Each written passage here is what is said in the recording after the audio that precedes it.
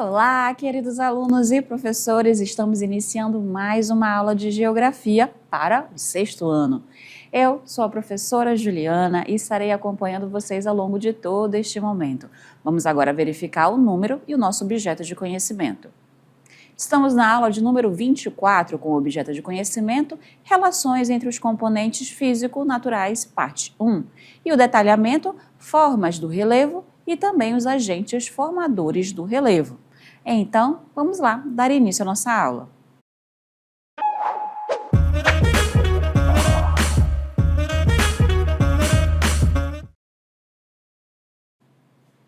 Então, para a nossa aula sobre formas de relevo, nada melhor do que estarmos aqui nesse cenário que traz montanhas, traz também serras, chapadas, vales, planícies. Isso tudo são formas de relevo. Atualmente, a gente vai verificar, então, que vão existir diversas as formas, porque vão sofrer ação tanto de agentes internos, que a gente vai falar daqui a pouquinho, como também os agentes externos. A gente vai verificar, então, agora aqui um gráfico, e nesse gráfico ele vai trazer para vocês a proporção entre terra, né, ali a quantidade de água. Nós temos, então, 510 milhões de quilômetros quadrados da superfície terrestre, sendo que esse número ele é dividido, tá, ok? Em 149 milhões que vão constituir as terras emersas, que vai ser essa quantidade de terra acima do solo, tá bom? Então, essa superfície que a gente consegue caminhar. E ainda 361 milhões restantes, né, vão corresponder a quê? A todas essas águas, aos oceanos, aos mares e também aos rios e lagos. Quando a gente observa uma fotografia do planeta Terra, pode parecer que toda a superfície terrestre ela é lisa, né? Se a gente observar as imagens, os mapas, principalmente as imagens de satélite que a gente obtém, parece que lá de cima o que a gente observa do nosso planeta, ele é bem liso, redondinho, mas na verdade o nosso planeta não é assim tão uniforme quanto a superfície terrestre. O nosso planeta ele tem uma superfície irregular, então vão existir áreas com terrenos mais elevados, áreas com terrenos mais baixos, outras áreas vão ser planas, outras vão apresentar, inclusive, as ondulações, como as serras. E essa irregularidade, ou seja, essa diferença entre elas, não vai ocorrer apenas na superfície terrestre. Lá no fundo oceânico, lá no assoalho, né, do nosso oceano, também vão existir essas diferenças de ondulações, de áreas mais planas.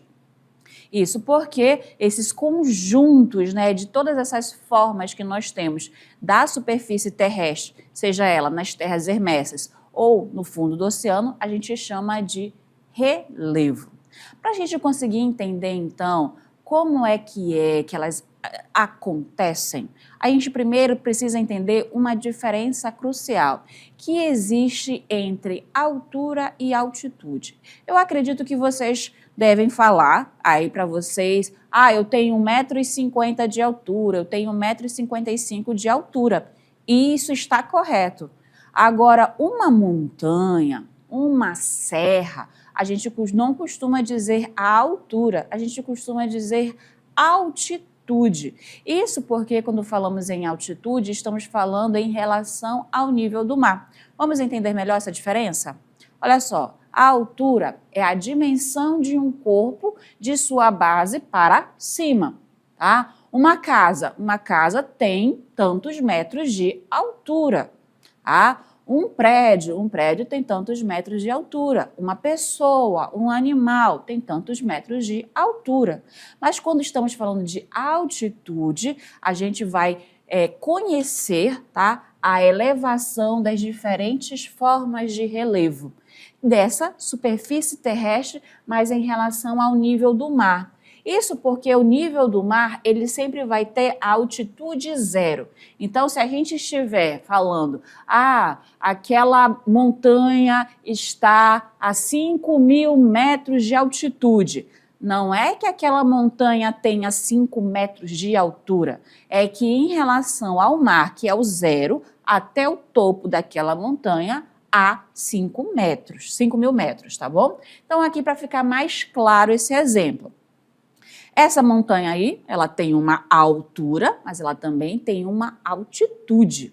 A gente pode colocar como exemplo o ponto mais alto do Brasil. O ponto mais alto do Brasil se chama Pico da Neblina. O Pico da Neblina, ele possui 2.994 metros, né, acima do nível do mar. Se eu estou falando em acima do nível do mar, estou falando em altura ou em altitude?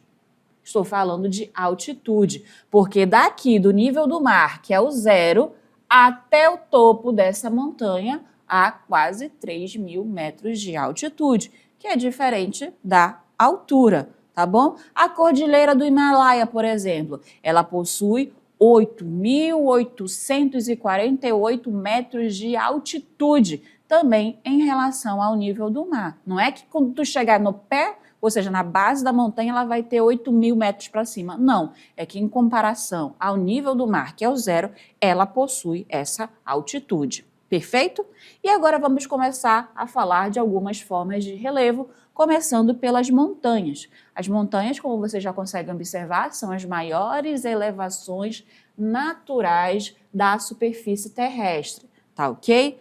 Quando elas estão alinhadas, elas vão formar as chamadas serras. E quando é um conjunto de montanhas muito altas, estamos falando de cordilheiras ou de cadeias de montanha. Essas formações geológicas podem ter origens muito antigas ou ainda mais recentes, tá ok? Esse tipo de relevo, ele vai ser caracterizado pela perda de sedimentos. O que acontece? Essa montanha, ela está ali sofrendo a ação do vento, da chuva, deslizamentos de terra. Tudo que ele tem naquela montanha vai cair, né? Vai rolar montanha abaixo, literalmente. Então, ela perde sedimentos, tá bom?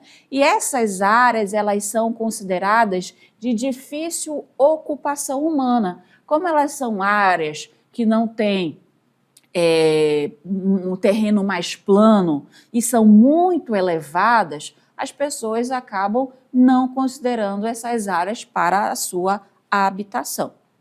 Na sequência, a gente fala sobre os planaltos.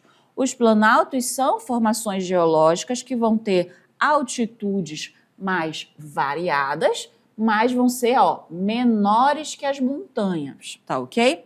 No Brasil, aí a gente vai ter as formas, né? Aí sim nos planaltos, as serras, os morros e as chapadas. No Brasil, a gente tem, por exemplo, o Planalto Central, que ele vai ter como características principais ser plano e elevado, e também o Planalto Atlântico do Leste e Sudeste, aonde ele vai ter a sua origem a partir do desgaste de montanhas mais antigas.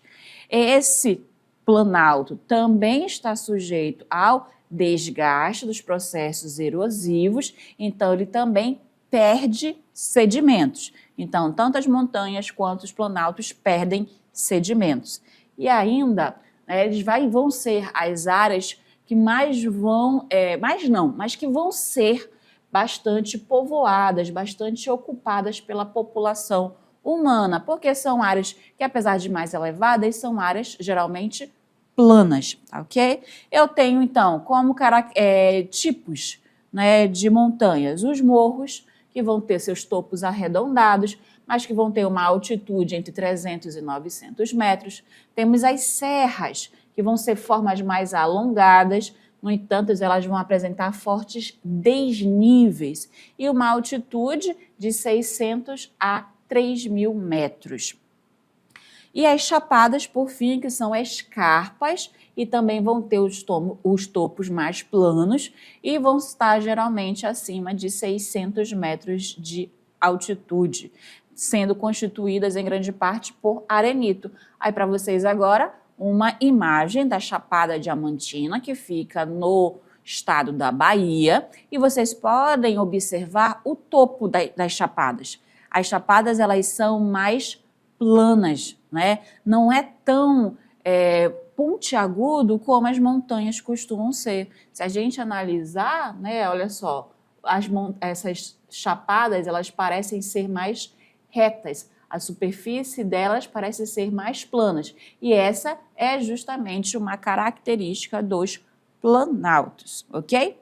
Na sequência, nós temos então as planícies. As planícies fica mais fácil para a gente compreender. Aqui no estado do Amazonas, nós estamos numa planície, né, a planície fluvial do rio Amazonas, principalmente, e outras planícies de outros rios também, mas estamos nessa planície principal. O que é uma planície? São áreas geralmente planas e de baixas altitudes, com altitudes menores do que montanhas e planaltos, tá ok? Essa forma de relevo, ela diferente da montanha, diferente do planalto, ela vai acumular sedimento. Quando a montanha, quando lá as serras, os morros perdem sedimentos por causa da chuva, elas vão parar em algum lugar. O relevo, no caso mais baixo, são as planícies. Então, na planície há esse processo de acumulação de sedimentos, ou ainda a chamada sedimentação, que foi todo aquele material perdido pelas montanhas e pelos planaltos. As planícies, elas vão ser as partes de relevo mais ocupadas, as mais povoadas, isso desde as civilizações mais antigas, justamente por serem áreas mais baixas e também áreas onde é mais fácil ocorrer o deslocamento populacional, certo? E devido aí a essa presença dos rios, da maior parte delas, ocorre aí a presença também de solos mais férteis. Por isso são consideradas áreas de fácil ocupação. Ainda temos tipos de planícies. As planícies fluviais, que vão ser aquelas cortadas por grandes rios, como na imagem que vocês conseguem observar, e no exemplo da planície amazônica que eu já apresentei para vocês, aonde o estado do Amazonas tem a maior parte do seu território. Mas também vamos ter as planícies litorâneas. Essas planícies litorâneas, elas vão estar nas áreas mais próximas à questão do litoral, ok? Agora a gente vai, através de uma animação, verificar algum desses exemplos de montanhas, de planícies, e eu apresento para vocês, então, as montanhas mais altas do nosso planeta. As áreas, e essas montanhas são essas áreas marrons, tá bom? Marcadas em marrons. Aqui, por exemplo, na América do Sul, se destaca a Cordilheira dos Andes. Se eu vier, deixa eu ver se eu consigo colocar o nome para vocês identificarem de forma mais fácil. Eu abri aqui o nosso globo. Aí, conseguiu aparecer. Então, vocês conseguem identificar agora mais facilmente. Olha só, aqui bem no norte do continente africano temos a Cordilheira do Atlas. Aqui já na Europa temos os Pirineus, os Alpes, os Cárpatos. Indo aqui para a questão da Ásia, a Cordilheira dos Zagros, né? Temos aqui a mais famosa cordilheira, a Cordilheira do Himalaia, onde vamos encontrar o ponto mais alto do nosso planeta. Temos aqui a divisão física entre Europa e Ásia, nos Montes Urais. E vamos ver agora as planícies mais extensas. As planícies mais extensas já estão nomeadas para vocês. Vamos aqui abrir o nosso planeta para ficar mais fácil. Essas áreas brancas, tá? Ou verdes, dependendo do teu aparelho que você está enxergando. Essas áreas, elas vão ser, olha só, a bacia do rio Amazonas, eu tenho a dos Pampas, a parte da planície da bacia do Congo, na África. Aqui na Europa, a planície europeia. Dentro da Rússia, a planície da Sibéria Ocidental. Tá? Aqui acima da Índia, nós temos a planície Indo-Gangética. E aqui, mais ao norte da China, como diz o nome, a planície do norte da China. Vamos seguir agora falando sobre depressões. Depressões também são formas de relevo e elas vão ser consideradas aquelas que são mais baixas, tá? Do que as áreas ao seu redor, do que o relevo está ao seu redor. Então, como características? Superfícies geralmente planas, com inclinação suave. Ela é resultado de um prolongado processo erosivo e também vai predominar o processo de acúmulo de sedimentos. Assim como as planícies, as depressões, por serem mais baixas, também vão acumular bastante sedimentos. Nós vamos ter dois tipos de depressão. A depressão relativa, que é quando ela, apesar de ser depressão, ou seja, a área mais baixa, quando a gente vai ver a altitude dela, ela ainda está acima do nível do mar.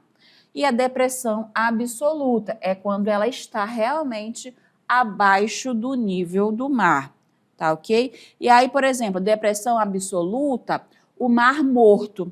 O Mar Morto ele está abaixo do nível do mar, então ele é uma depressão absoluta. No Brasil, a gente tem a depressão sertaneja, mas ela está acima do nível do mar. Então, o Brasil, ele não tem depressão absoluta, mas encontramos no nosso território a depressão relativa, tá ok?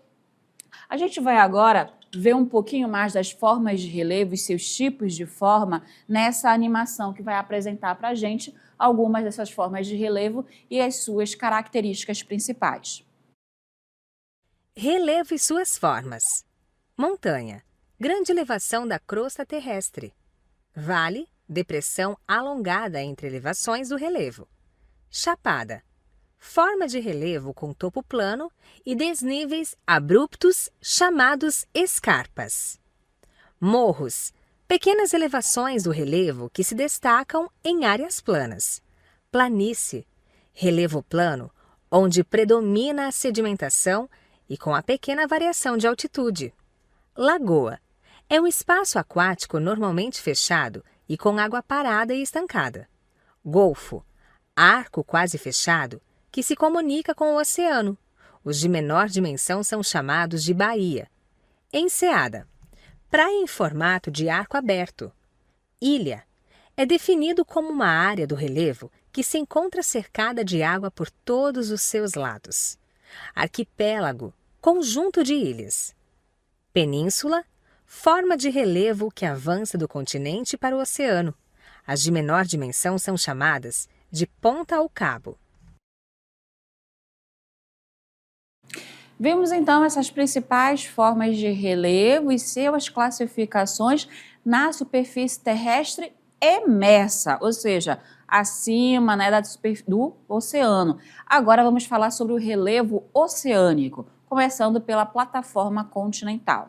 A plataforma continental ela vai se estender pela orla marítima até 200 metros de profundidade. Ela vai ser classificada em 3 principais regiões. A plataforma continental ainda concentra os recursos minerais como petróleo e também o gás natural, por isso que ela tem uma grande importância econômica.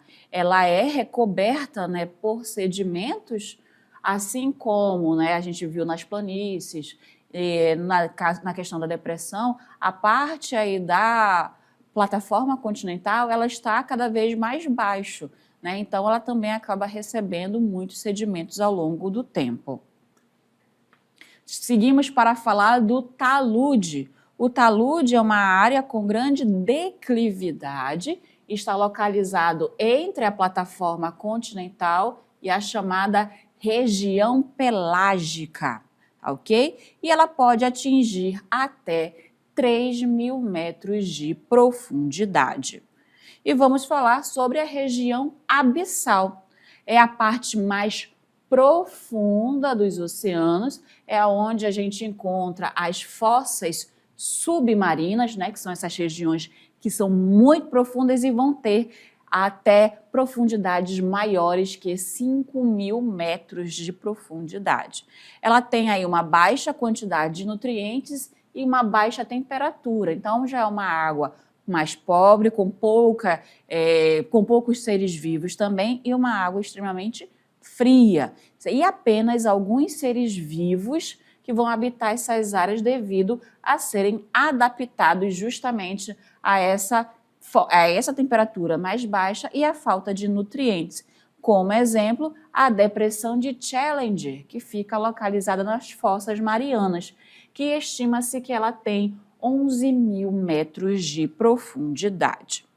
O relevo marinho, ele vai se dividir também em algumas formas, né, como as cadeias de montanhas, que vão ser extensas e podem ser comparadas às cordilheiras encontradas nos continentes, as depressões ou as fossas oceânicas, né, que vão ser vastas áreas baixas entre essas elevações, as partes das bacias oceânicas e também as cordilheiras submarinas, que vão ser formadas pelas atividades vulcânicas e os movimentos tectônicos.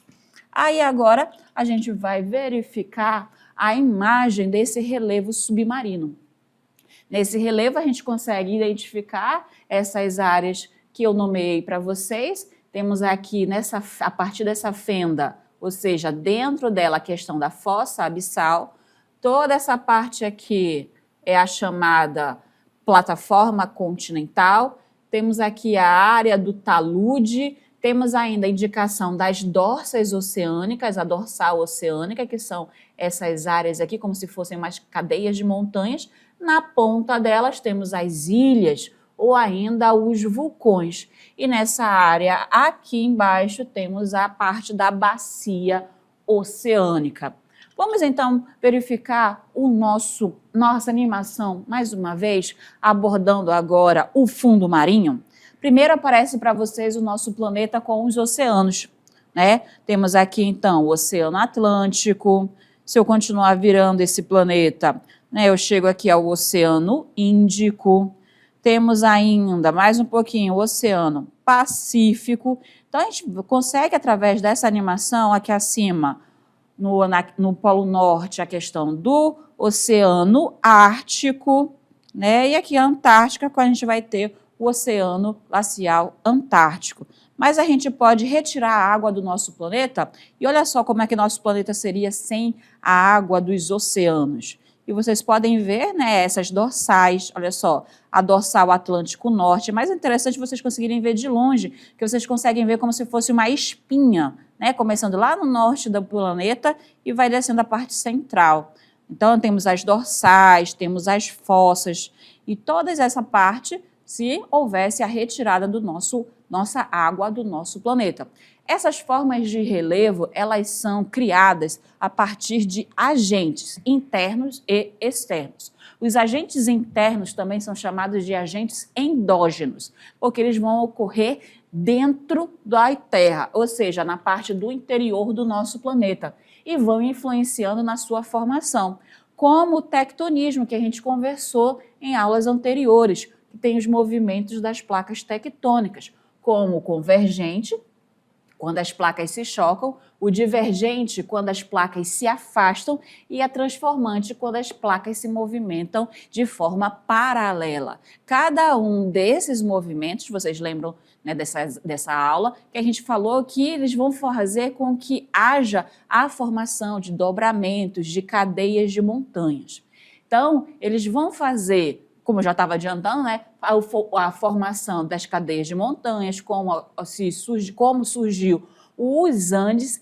Lembrando também que esses movimentos podem ocorrer de forma horizontal, através aí, né, do choque dessas placas, mas também podem ocorrer de forma vertical, aonde vai resultar no levantamento ou no rebaixamento da crosta terrestre, ok? Na sequência ainda temos o outro agente interno, que é o vulcanismo, que ele vai envolver a atividade dos vulcões, ou seja, onde o magma do interior da Terra acaba chegando à superfície terrestre e ele acaba formando montanhas vulcânicas, planaltos e até mesmo ilhas vulcânicas. E esse material, né, expelido pelos vulcões, é um material que pode fazer o solo, pode criar solos férteis. Passamos agora aos abalos sísmicos ou os terremotos. Quando se ocorre o deslocamento das placas, vai ter uma acumulação ou uma liberação de energia, que vai fazer com que se vibre a superfície terrestre, ou seja, a superfície terrestre vai tremer, e justamente ao tremer a gente consegue então ter aí uma forma de que se modifica a superfície terrestre. A partir de agora falamos dos agentes externos. Eles vão envolver diferentes tipos de erosão e que acabam também provocando a sedimentação. Na erosão eólica, a partir da ação do vento, na erosão pluvial, a partir da ação da chuva, na erosão glaciária, a partir do derretimento da neve, a erosão marinha, por causa da ação do mar, a erosão fluvial, por causa das águas dos rios, e também a gente pode verificar que os seres humanos vão praticar a erosão antrópica, porque eles também modificam de forma externa o nosso relevo. Aí a gente começa a falar sobre a erosão glaciária, que é causada em áreas frias e temperadas, e ela vai ocorrer pelo deslizamento do gelo ou ainda o derretimento dessa neve, que vai fazer com que alargue, né, e aprofunde os vales, como vocês estão vendo aí nesse exemplo, o Lago Tenaia, né, que é um lago localizado no Parque Nacional de Yosemite, localizado no estado da Califórnia, nos Estados Unidos. Agora temos a erosão pluvial, que é por causa da água de chuva ou por causa da neve, né, que em áreas desprovidas, ou seja, sem vegetação, ela pode causar deslizamentos e a formação de crateras. Chuvas fortes podem criar torrentes. Esses torrentes, o que eles são? São cursos de água rápido e temporários que se formam devido ao intenso escoamento superficial causado por precipitações intensas. Agora, a erosão fluvial, que é causada por causa dos desgastes das águas dos rios, e vão formar vales e planícies fluviais através da erosão e ainda da deposição de sedimentos por causa das águas dos rios. E ainda tem a questão da planície aluvial, que são áreas criadas ao longo dos leitos dos rios, onde a velocidade da água diminui e o material carregado pelo rio se deposita, formando uma superfície plana e geralmente fértil. Temos agora a erosão marinha, que ela vai ocorrer por causa da ação das ondas, que ela vai acabar ocasionando a formação de praias, de restingas ou de tômbolos, tá ok? E o que é tômbolo? É uma formação arenosa que une uma ilha ao continente. Essa abrasão, ou seja, essa ação da onda desgasta as rochas e ainda formando falésias e costões. Aqui nesse exemplo, nesses quadrados com as letras A, B, C, D e E, a gente pode ver, olha só, que aqui o nosso relevo tem uma forma. Com a ação da água, esse relevo começou a se fragmentar, ele começou a partir, então ele foi modificado, assim como na imagem, devido à ação das ondas do mar. Temos a erosão eólica, que é provocada por causa do vento, que vai transportar e desgastar esses sedimentos, como na imagem que vocês estão vendo, que é uma rocha que foi moldada por causa da ação do vento, tá ok? E ainda temos as mais famosas, que é por causa da formação das dunas, né? A areia, que é muito fina, ela acaba se deslocando de um lado para o outro, e por causa da ação do vento, e faz com que formem-se as dunas.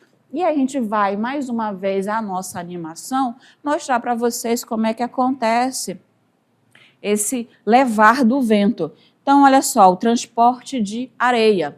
Temos aí três formas: a areia rolando, né? Vocês podem ver tipo uma fumacinha, que é aquela areia mais fina, e vocês conseguem observar agora a saltação, que é por causa dessa areia que vai pulando, vai saltando e vai se fragmentando, tá ok? E aí ela pode formar essas áreas, essas rochas, como eu falei, essa rocha cogumelo, como a gente viu na imagem. Olha só, o vento representa a setinha, e ele vai levando, né, a areia até formar essa rocha com uma forma de cogumelo. E também temos as ações humanas que vão interferir na forma do relevo. Os seres humanos estão ativamente desenvolvendo suas atividades econômicas e fazem essas atividades de formas muito mais aceleradas do que a natureza. Então, a construção de estradas, a construção de túneis, a extração de recursos minerais também faz com que haja alteração do nosso relevo, como, por exemplo, ao se construir um túnel. A gente tem aí a apresentação de um exemplo para vocês, onde nesse exemplo foi se escavado o túnel de Gotardo, na Suíça, que ele vai ter aí cerca de 57 quilômetros de extensão e atravessa os Alpes suíços. Isso foi uma alteração a partir do ser humano. A construção de aterros para a expansão territorial, como no exemplo do aterro do Flamengo, localizado no Rio de Janeiro, aqui no Brasil, que é onde foi uma parte da Baía de Guanabara foi aterrada para a construção de áreas de lazer. O desmatamento para a agricultura também compõe uma parte das atividades humanas que vão causar a erosão e a modificação, porque ele se retira essa camada de vegetação para a construção de uma área voltada para a agricultura. E ainda temos as populações que acabam se abrigando em áreas de planície de inundação. Essas áreas, elas naturalmente são receptoras de águas, acumuladoras de água. Se a população vai para esse local, se chover demais, pode ocorrer as enchentes. Então, aí é uma planície de inundação, já diz o nome, as pessoas ali e podem estar sujeitas a essas inundações devido às enchentes dos rios. Bom, aqui nós finalizamos a nossa aula de geografia. Até a próxima!